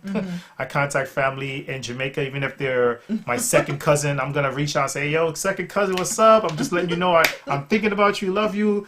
Even if it's that quick, that's what I do to like get away, and then again I'll try to travel. Okay. I'll try to go somewhere and recruit, go swim, get some good food, learn the culture. If it's Jamaica, just to go to relax, check out a new hotel. That's what I like to do. Yeah, so I check a movie. I'm a movie guy too. I love movies. I love film. Me too. Yeah. I have Tuesdays a movie day. Ah, nice. Every Tuesday. Nice. She loves movie, and every time they have a kid movie, I don't have a choice, because she will be winging it in my ears every day until Tuesday comes. It's like, mommy, we need to go to the movie. Yeah. So she loves movie just like I do. Okay, now your pricing starts from $450. Any plans for the average Joe? Well, yeah, for the Italian stuff, it's usually between $400 through $1,500 for the Italian stuff. But this is a part of our affordable line. So those prices are anywhere from like $225 through the $450. Okay. And then you have other things like jewelry that their earrings will cost less. The earrings are like $50 or things like that. On average, though, the necklaces are between like $450 and $600, because it's freshwater pearls, Swarovski crystal, and then it's a luxury brand. So you gotta pay for a luxury brand. But yeah, the affordable lines is anywhere from like $225, I say, and through $450. And for some people will say, but I feel like luxury and affordable luxury price varies per person. What's expensive to one, it may not be to another. Exactly. And not every wallet is the same. Exactly. And the same person buying Louis Vuitton don't mind buying a $200. No. You just never know. People buy what they like. and what they and can when afford. somebody You know? like, I think when people like women, when we like something, I think we sometimes we just close our eyes to the price, even though we can afford it that much. We'll squeeze one eye, and some people not even pay the phone bill because they need a Prada a Prada shoe, or so they will spend the money. Because when you look at Michael Kors, the watches are over $300 as well. So they get it, people get it, and it's just a watch. So if you can get a watch, the first place that you need to spend money on is your shoes, because it's on your feet, it keeps you comfortable, you're able to walk on it, you don't have pain. So you got to think about all those things when you're buying shoes actually.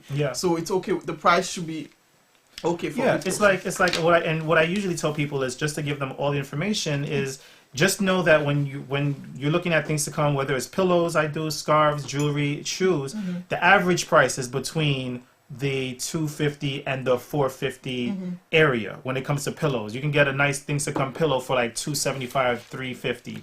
You can get a nice necklace for like $350 for a nice great period.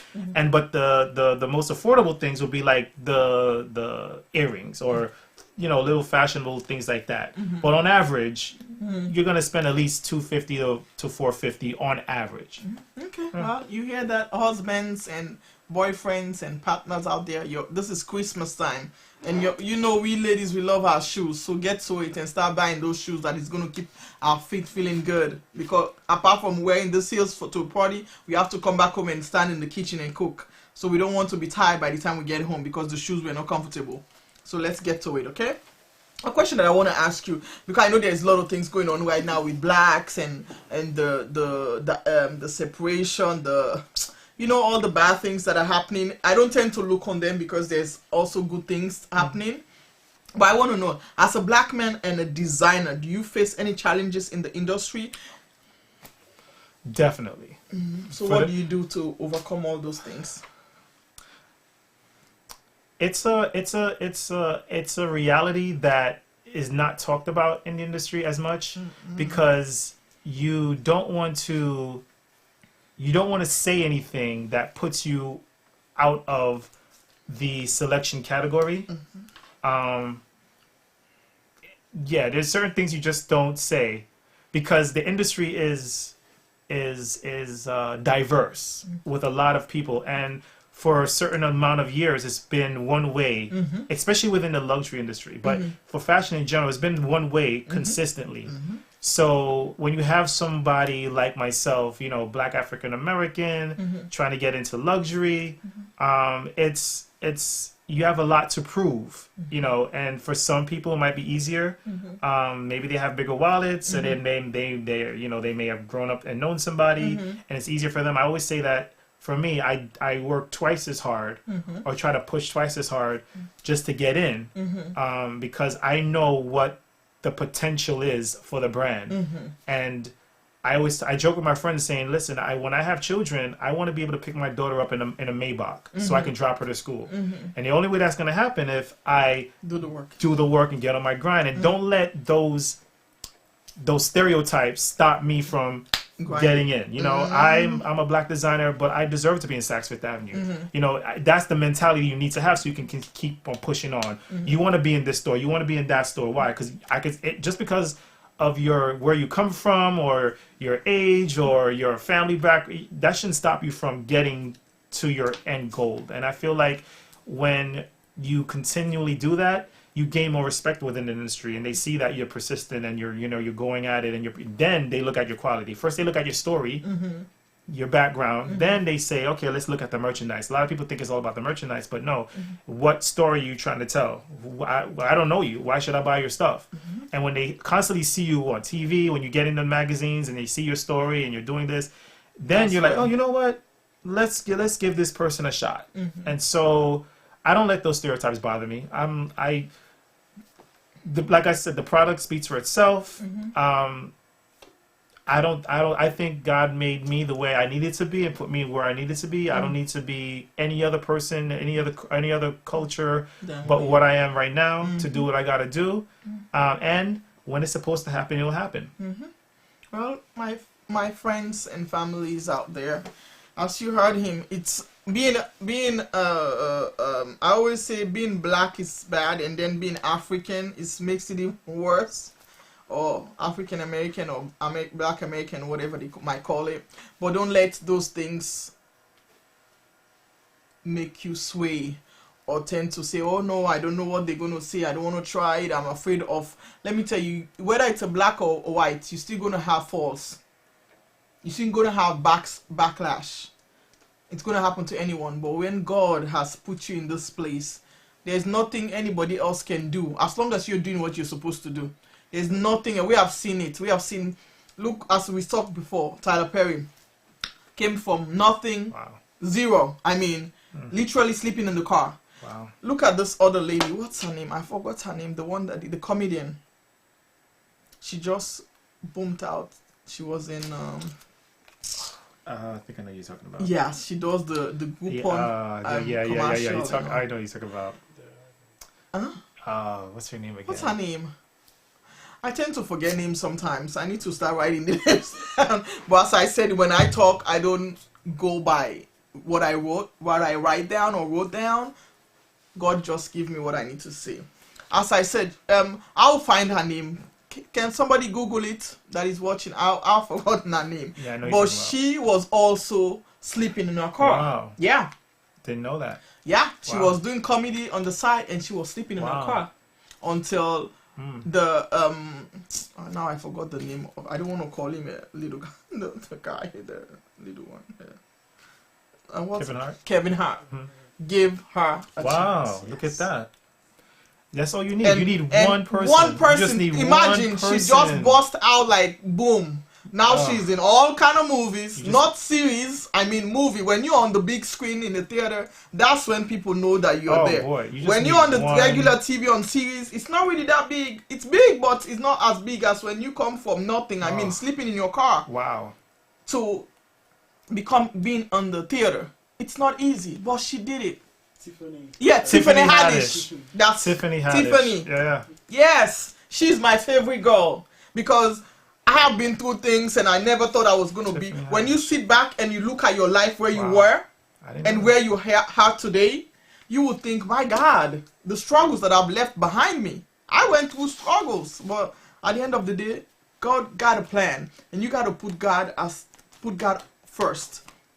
She came from nothing. Same thing with Justin Bieber. Usher gave him an opportunity because he wouldn't get a deal. No one would sign him. That's but Usher found a lot of people, and it depends on how you are to people as well. Yeah. When you meet somebody, that's why I said never go see people and act a fool or try to talk out of your head. Try to be nice to everybody. Even some people don't even deserve it. But you might be talking nice to this person and somebody else behind there is listening to what you're saying. True. And then they are probably prominent or celebrity and boom, there you go. That's true. Change your life. Yeah. Just by what I've seen a lot of things when somebody did something for a poor, a street homeless guy, and all of a sudden she was everywhere. Wow. She was everywhere. Just one thing that she did that a lot of us will do. She did it. And God made somebody that saw her was somebody that was a celebrity or a prominent person or whatever. And boom, she was everywhere. You just need that one person and you need to be consistent. You can't be half warm and half cold. It's either you're hot or you're cold. Stay in one place. As he said before, if you want to design, don't be pulling your hands in different directions. Start with one product. And when you master that craft, that product will push any other product that you come up with. You cannot say you want to do, I want to design this, I want to do this. You're going to be pulling yourself in different, and you're going to lose yourself in it. That's when people fail. Because you're doing too much. Take your time. Do one thing at a time. And then when he started with his thing, scarves, now the scarves are pushing this. And now they're pushing that. You don't have to ask. The customer will ask you when they come to your place or wherever you're selling. They will be like, oh, this shoes is nice. Do you have an earring to match it? Or do you have a dress to match it? That's when you start to think. Because those things will push whatever product else is coming or whatever else you're trying to do. Don't try to be beating the gun. Take it easy. God did not even build this world one time. He started one at a time. And when he started making humans, he made men first. He didn't make women and men together. He made one. And then he sat down, look at it, and then he take another one. And then he took one day to reflect on everything that he has made. That's what we need to do. When you make something, sit back for a little bit and just reflect. Those reflections will bring other things to your mind that will help you in whatever business you're doing. Okay? So what is on your vision board for the next 5 years? Wow. Or 2 years? What is on a vision board? I have one. Wow. Well, I see. We're working on a few projects. We are being considered or being reviewed by by two major stores right now. I don't want to say names right now, but there's two major department stores checking us out right now. So I'm feeling that once those doors open, things will get snowball even faster. I feel like I'm going to be able to travel more, maybe have some more free time to be able to explore the world and maybe grab some more inspiration for future collections and things like that. Yeah, and pretty much just try to learn, keep on learning my craft. You know, even if you're at a certain point, there's always something to learn and grow the business and grow my friendships even more. It's I want to grow my brand, but I also want to grow my network. I want to grow my friendships and meet people and learn from people. I always make it an importance to meet people who know more than me, so I can always learn something else. Yeah, learn more. So that I could, in turn, be better at what I do by learning from somebody who knows more than I do. Exactly. But yeah, that's my vision right now. Well, good. I'll be looking for a part-time job, whilst he's rolling in the stores.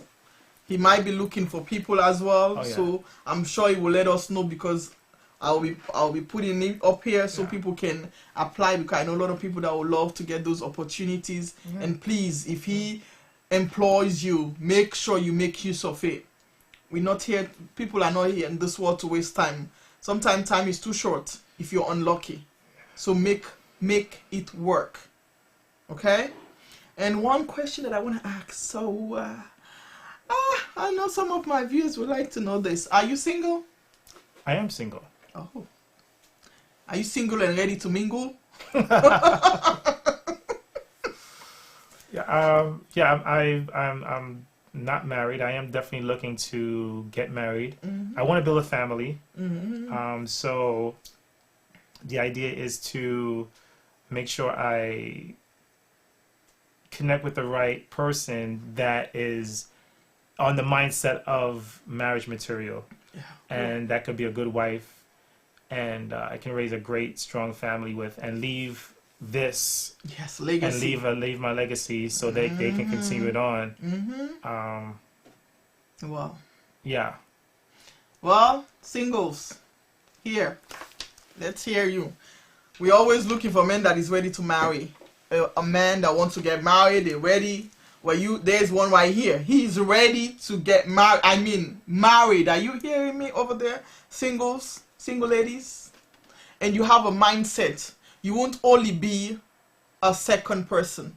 You'll be a person next to him that will push him, and he will push you as well, because you already have that mindset. So it can be a great addition to you and your family. And you guys can push it other. So what do you look for in a woman, actually? I like a woman who's educated. I like a woman who comes from a strong family. I like a woman who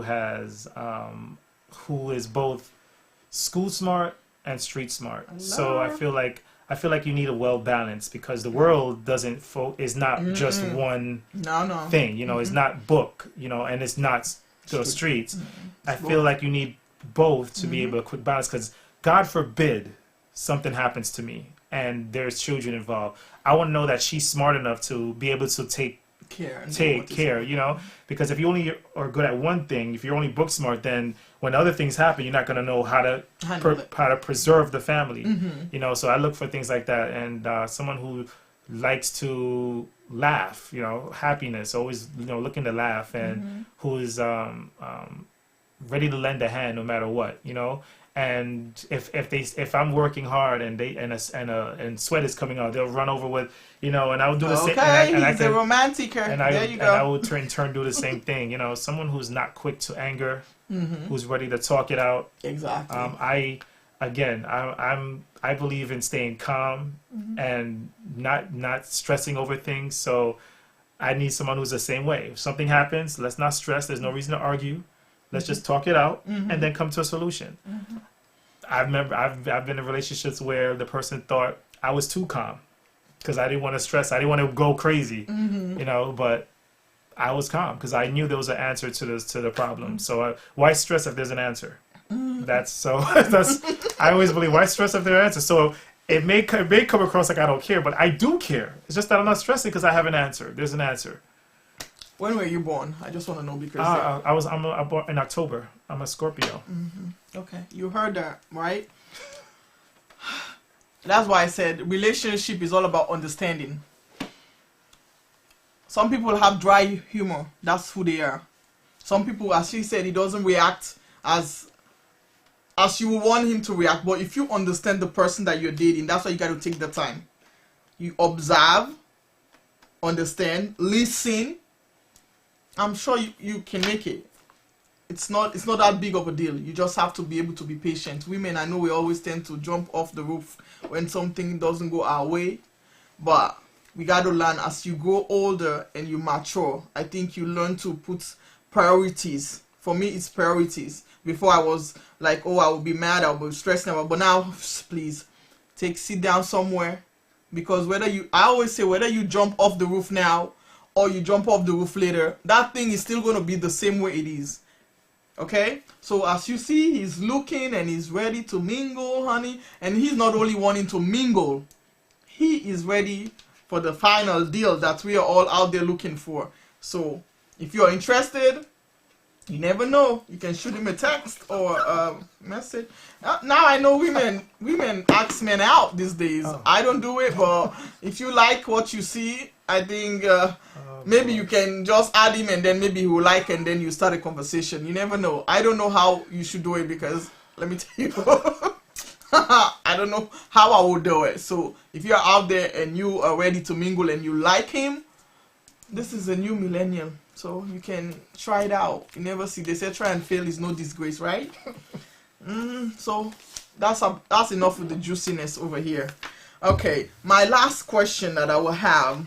Lastly, where can my viewers buy your products, and where can they find it if they want to get something? Well, you can definitely go to your viewers can definitely check out Things to Come at thingstocomeluxury.com.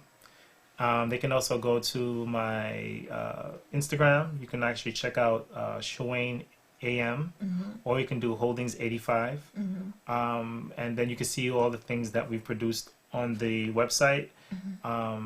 And then if there's something that you want that you haven't seen, you can always shoot us an email and say, you know, can you do this? You know, can you make this necklace? Can you add this and that? Because a lot of customers ask me, especially when it comes to jewelry, do you have anything this? I need this color. Can I get a set of pearls in that color? And we can make it happen. You know, we definitely can make it happen. I've done that for a lot of customers to make things happen.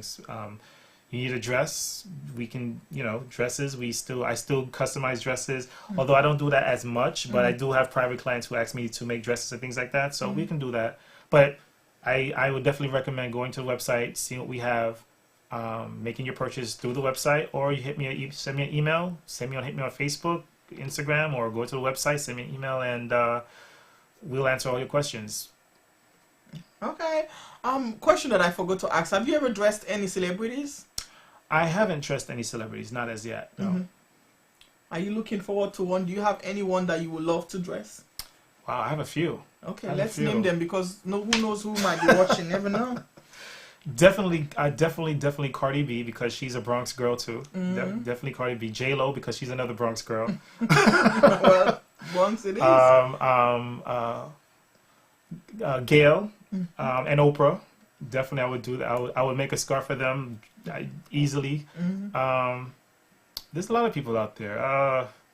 Well, if your name is not mentioned, you're still welcome to call I mean, him. yeah, there's a lot. There's a lot. He can do for anyone. Kim Kardashian. Mm-hmm. I met Kerry Washington. Oh, okay. I would definitely, yeah. When I met Kerry, she was nice. Mm-hmm. I met her backstage during her play, The American Son. Mm-hmm. Oh, okay. I would definitely give her shoes or a great scarf to keep her warm. Mm-hmm. I'm a big fan. Okay. But yeah, there's those people. Okay, well, people that are listening, you never know when you share who might be watching. So we're all hoping that you can give him a try. He's good at what he does, and he's really patient with it as well. He's doing what he has to do. He's not just sitting at home and turning the thumbs. So he's also working hard. So if you're out there, you need anything done, you need something for a party or any occasion, whether it's a wedding, I'm sure he can do you a wedding shoes if you need one. I'm sure he can get you some jewelry if you need one for your wedding. So if you're doing anything, just call him, whether you're African, Sierra Leonean, Nigerian, anywhere in the country. He's part of us. Okay? So you need to show him all the support. As he says, he's not going to be knocking on doors, because the product sells for itself. When you try one, believe me, you'll be calling him again and again, and you'll be calling people to go there and check it out. As for today, do you have any last thing you would need to say before we come to an end? It was a pleasure being on your show. It was a pleasure meeting your viewers, and hopefully they gained something from this time that we spent together. Oh. Well, it was great to have you here and meet you in person. I know I've been looking at him a long time because he has all those shoes, and I'm always like looking and stuff like that. And I was happy that he said yes to come to my show. I felt like, oh my God, over the moon. And I really appreciate you coming today and showing us all these beautiful things. And I do hope someone at home, someone watching that is having struggles with all those things has gained something from what he has said. They said maybe you can say a lot of nonsense, but there's few sense in it. As you see nonsense, there's sense in whatever nonsense people say. So I hope you picked up what match your issues or your problems or your struggles, and use that in turn. And as he says, he's here and he's ready to help anyone that has a design. He will look into it, of course, and then he will help you to get it to where you need to be. And he's a good role model to look up to and also to learn from. He's a great teacher. He was a student once, and now he can teach, even though he's still learning as well, because even professors learn. They still go to school, or they still learn from their students. It's vice versa. You can learn things. And being book smart is not everything as well. Street smart is one of the best thing that you can have, especially if you're in a business field. You need to be street smart as well. Education can take you so long, and then boom, you need that little bit of a street smart. That's what he gets, and he's using it for his own collection and his own line. So I want to thank you, all my viewers, for joining in today. I'm asking you to share, to listen, pay attention. If you have questions, as I say, you can send a message. I'll reply. I'm always on my phone, so I will be able to reply. If there's anything that you want me to clear, I'll clear it for you. And I hope you guys have a wonderful Saturday. Stay blessed, and God loves you all.